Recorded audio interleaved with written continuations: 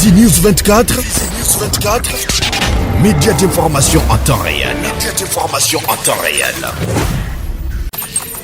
Fizi News 24. Chombo cha habari kwa muda sahihi. Média d'information en temps réel.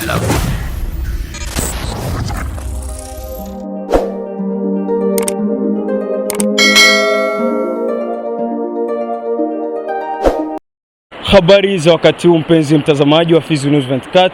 Hii ni TV yako ambayo inapatikana mashariki mwa nchi ya Jamhuri ya Demokrasia ya Kongo.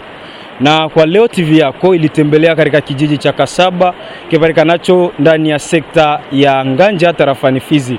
Na tuko katika kijiji ambacho kuliweza kutokea maafa hasa mafuriko na kupelekea mamia watu kuweza kufariki. Kama uonavyo, redio yako na TV yako ilitembelea katika kijiji hiki ili kujionea hali halisi na kukupa wewe mtazamaji ambao unatutazama kwa muda kama na huu kuweza kushuhudia kile ambacho kilitokea katika eneo la Kasaba. Na kama uonavyo, mafuriko haya yalitokea tariki 9 mwezi wa 5 mwaka 2025 ambako kulipelekea watu wengi kufariki, familia, nyumba kuteketea, baadhi ya mashamba, na hivyo ni kutokana na kujaa kwa mto huu ambao ni wa kijiji hichi cha Kasaba. Kama unavyoona hapa kote ambako tulipo kulikuwa nyumba nyingi kabisa, ndio ilikuwa kama vile tauni ya kijiji hichi, ila kwa sasa kabisa unaona kumewaki ni kiwanja tu. Hakuna kitu ambacho unakishuhudia isipokuwa majiwe. Haya mawe ambayo unayaona na maji haya ambayo unayaona kama ni machache hivi ndio aliweza kujaa, na hiyo ilitokana na mvua kali iliyotokea na iliyonyesha tariki hiyo ya 9 mwezi wa 5 na ikapelekea maafa mengi, watu wengi kubaki majeruhi. Kwa sasa kuna vilema, kwa sasa kuna watu ambao walipoteza mama zao, walipoteza baba zao, walipoteza ndugu zao kaza wa kaza, pia na rafiki zao. Kwa hiyo msikilizaji na mtazamaji wa Fizi News 24, TV yako iliona isiwe kesi tuje hapa kwenye eneo la tukio kwa ajili ya kukuonesha hali halisi ya kile ambacho kilitokea. Kama uonavyo ndivyo hali ilivyokuwa. Hii ni Fizi News 24, endelea kutufuatilia, ila na kuomba usikose kulike, kushare na kusubscribe ili wa kwanza kupata taarifa zetu kila wakati na kwa muda sahihi. Enjoy mpenzi mtazamaji. Hivyo ni jambo la kuhuzunisha kwa kuwa sisi sote tunaomboleza pamoja na TV yako kutokana na janga hili ambalo lilotokea katika kijiji cha Kasaba, kijiji ambacho kinapatikana ndani ya sekta ya Nganja tarafani Fizi. Mpenzi mtazamaji wa Fizi News 24, tulikuja ni kikosi cha TV yako ambao tulitoka katika eneo la Baraka na tuliamua kuja kutembelea hapa ili tukuonyeshe kile ambacho kilitokea. Mimi ambayo naniona hapa ni Safari Almasi Lemetinwar, ila nyuma kamera na asaidiwa na mwenzangu Bato Wela Nkasa Placide, ndiye ambaye anashikilia vyema na anafanya uweze kuniona hapo ulipo. Endelea kuenjoy, endelea kuona kile ambacho kilitokea kwa kuwa ni matukio mengi ambao tunakuandalia kwa siku ya leo. Penzi mtazamaji wa Fizi News 24 TV, vile tuliweza kuhojiana na baadhi ya waanga wa mafuriko haya ambao yalitokea katika kijiji hichi cha Kasaba, kijiji ambacho kinapatikana katika sekta ya Nganja tarafani Fizi, na waliweza kuonesha hali ya maisha ambao wanakuwa wanayapitia. Maisha mbalimbali hasa ukiangalia mafuriko haya yalichukua vitu, mafuriko haya yalichukua shamba zao, na hivyo wanakuwa wakilala nje, na tutakwenda kuwaona vile tukishuhudia wanavyoelezea kuhusiana na changamoto ambazo wanakuwa wanakabiliana nazo sasa wakati wa mvua. Ukiangalia mvua zinakuwa zinanyesha na hivyo zinawapa shida, pamoja na watoto wao kuangalia namna gani watakuwa wanalala, na hivyo wanaomba kwa serikali vile iweze kuwajia na msaada kwa ajili ya kupata lada turubali na mambo kazi wa kazi, hasa mabati ambayo atawasaidia kwa ajili ya kukarabati na kujenga tena nyumba. Mimi kwa jina naitwa Regina Sadamu. Mimi niko mkaaji wa Kasaba. Kwa kweli kilichotokea ilikuwa siku ya 5 asubuhi, muda wa saa 11, mvua ilinyesha nyingi sana kwa usiku. Ilipofika kwa huo muda hivyo tulisikia kama mgurumo wa avyo, udongo kutikisika. Tulikuwa tukilala, alafu muda tulipoamka kuja kutazama nje watu wanaisha. Kwa mimi binafsi nilibaki kwa Mungu tu alijua hivyo, maana maji iliingia katika dirisha, nyumba yote ilijaa maji. Kwa ukweli watu walikufa wengi hapa kwa mji wa Kasaba, ambao na wageni ambao tulikuja kutazama wenye watu wao wanakuja wanatafuta, kumbe watu walikufa wengi sana kwa mji wa Kasaba. Na labda kisha tukio hilo kutokea, hali ya maisha iko namna gani? Mnaishi namna gani? Kiukweli kimaisha tunazidi kuzofika sana. Maana kama sisi ambao tunategemea mashambani, shamba zote zilikwenda na mvua. Kwa hiyo tunahangaika sana. Kiali kwenda milimani tutafute maisha tunakosa, maana shamba zote ziliporomoka. Kwa hiyo tunaishi tu maana Mungu anataka biwe hivyo. Hakuna msaada wote ambao umeshaupata uenda labda kutoka kwa serikali ama mashirika ya kiutu? Serikali inaleta vitu vya kusaidia watu, lakini wenye mji wananyanyasa wengine. Kingambo yangu mimi sijapata kitu kimoja hata kutoka kwa njia ya serikali, lakini wengine wanapata, wenye mji huwa wananyanyasa wengine. Na labda ni kipi ambacho unaweza ukaomba kwa serikali vile vile na kwa mashirika ya kiutu? Watusaidie maana tunahangaika. Japokuwa mtatusaidia ila watu hawatarudia, lakini sisi ambao tunabaki tunahitaji msaada kidogo. Maana tunaona misaada inakuja lakini wenye mji wananyanyasa, wengine wamoja wanapata, wengine wanakosa.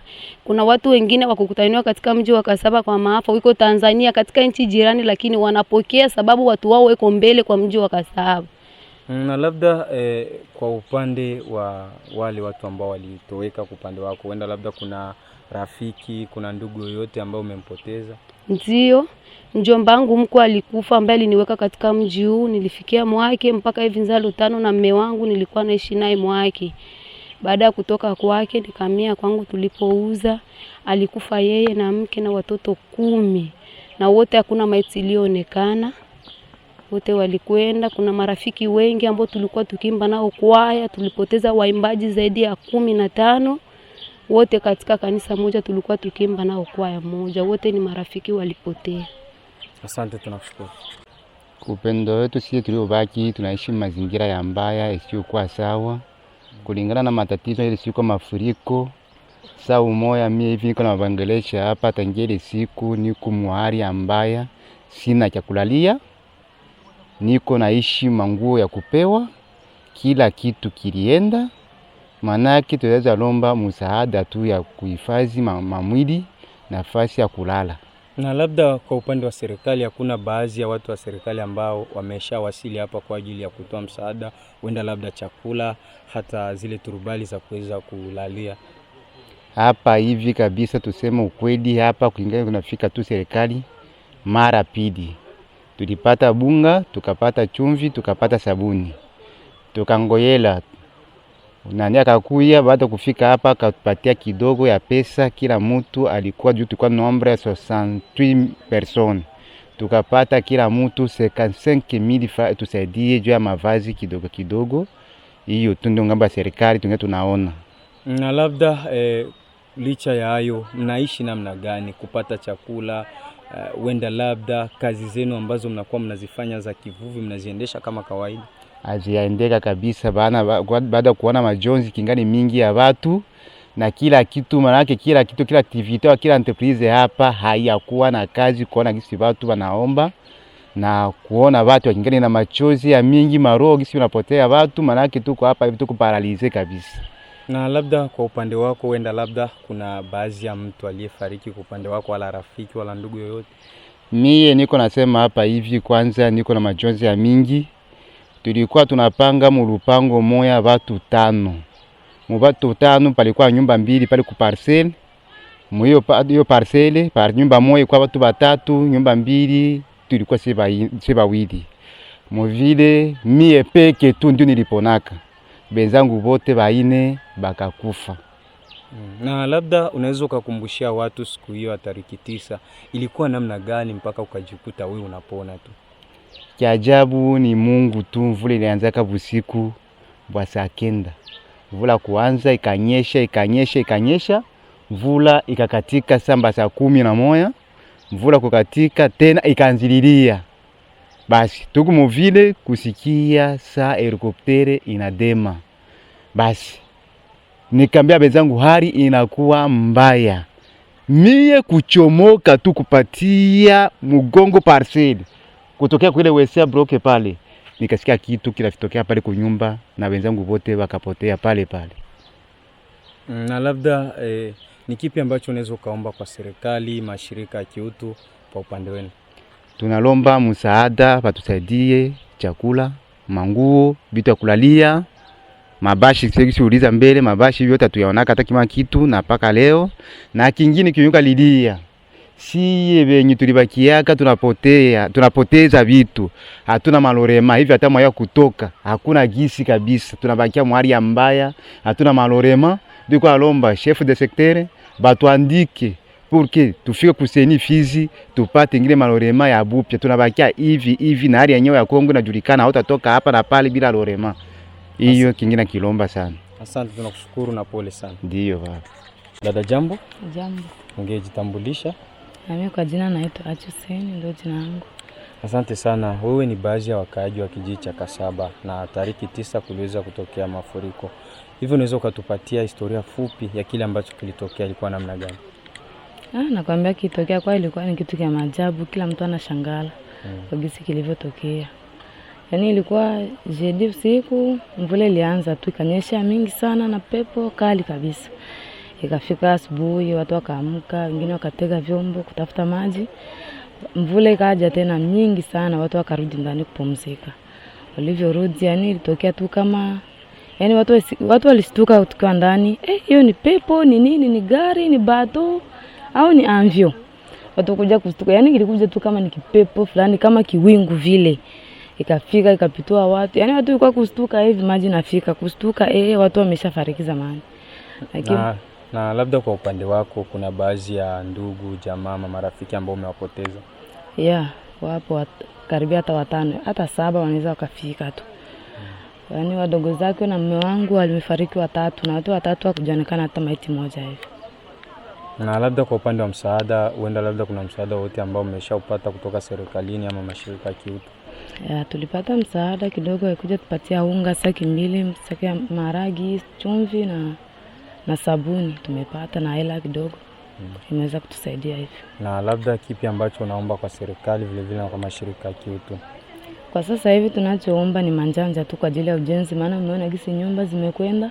Yaani watu hawajui tunaweza tukaanzia wapi, ila manjanja inaweza ikatusaidia kabisa. Na unaposema manjanja itawasaidia, na naona kabisa sehemu yenyewe hakuna tofari na hakuna namna ya kupata tofari. Tofari mtazipata wapi? Tofari tutazipata, tukishapata manjanja tutapata tofari, maana hivi watu hatuwezi tukakaa hivi unakuta nyumba moja watu 20, watu hivi haiwezi kawezekana. Fasi ya kujengea itaonekana na tofari zitaonekana pia. Na labda kuhusu hali maji ya kunywa mnapata wapi? Na nikiona mtoni wenyewe ndio huo. Maji kama sehemu yetu ya mafuriko kuna kachemchem kadogo kanatoka kule, kanatusaidia kidogo kwa maji, ila ni madogo sana. Yaani ni hivyo tu, hakuna jinsi. Lakini huu ndio mtoni ambao mlikuwa utumia kwa ajili ya maji? Huu ndio mtoni tulikuwa tukitumia kabisa kwa vyote vile, maji, kuna kuoga, kufulia, vyote vile. Lakini kwa sasa mtumii? Hatutumii kabisa. Asante, tunakushukuru.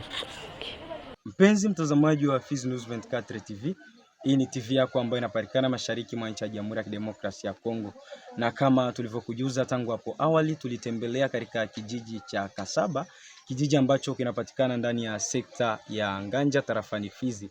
Na hivyo TV yako ilitokea katika sehemu ya Baraka kuja mpaka hapa kwa ajili ya kuangalia namna hali ilivyotokea, na imani uliweza kujionea mwenyewe kipi ambacho kilitokea. Vile vile uliweza kuwasikiliza waanga wa mafuriko haya. Kwa kweli ni kitu ambacho kinahuzunisha na ni kitu cha majonzi sana. Ukiangalia kuna baadhi ya watu ambao walipoteza ndugu zao, kuna baadhi ya watu ambao familia zao zote ziliweza kufariki, kuna baadhi ya watu ambao watu wote waliweza kufariki pasina kuacha kitu chochote, pia na nyumba ziliweza kuharibiwa.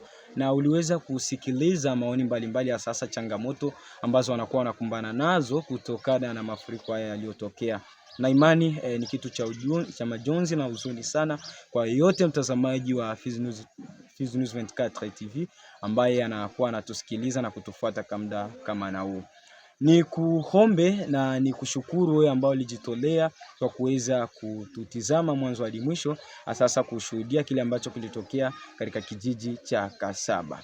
Na kuomba usikose kulike, kushare na kusubscribe ili wa kwanza kupata taarifa zetu kila wakati na kwa muda sahihi. Mbele ya kamera ni mimi Safari Almas Le Métier Noir, na nyuma kamera ninashirikiana na mwenzangu ambaye ni Bato Welankasa Placide. Bye bye.